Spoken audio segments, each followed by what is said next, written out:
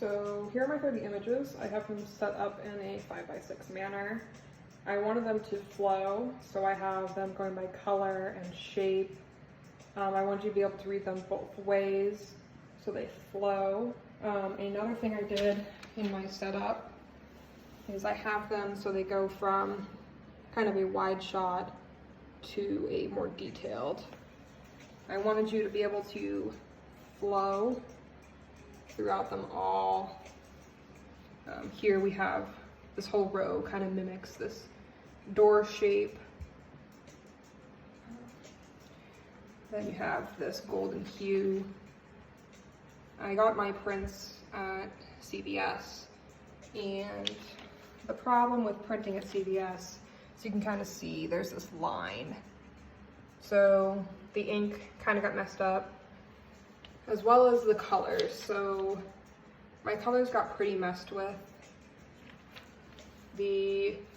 There's really hard blues, like the shadows and the highlights are very cyan, and where there is red in the image, they're crazy magentas, which sucks. And you can really see it in this image.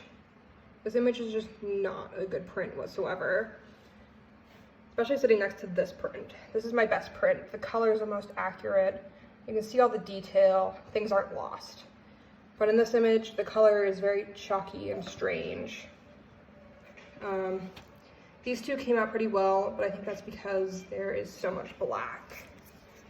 When we focus on this image, you lose a lot of detail. You can't really see what's going on in the light at all, and the colors are chunky. But when we look at it on the screen, you can see all the detail in the light, as well as like how the gradients of colors work. When you see them side by side, this image, the print is very, very flat and lifeless. And I think on screen, it's a little more lively, it's more pleasant. That's kind of the hard thing with not having full control over your prints, is you lose color, you lose detail, as well as having to get these printed at CVS. Any larger than a 4x6 was pretty pricey and pretty crazy.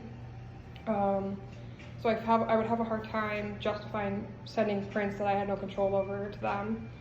I worked in a print lab for a long time, so I had complete control. I wanted to compare. So these are two of my prints. One, they're large and they're printed on paper I like. So this is a watercolor paper. It helps add texture and depth to my images, as well as I do a lot of mixed media. So I like to be able to have control over my paper so I can sew on them like I did in this image, as well as having control over my tones so you can see everything. There's no pooling of color, it's even, there's no splotchiness. But that's how I decided to set up my collection, is in a flow. I wanted to be able to tell a story quickly and visually.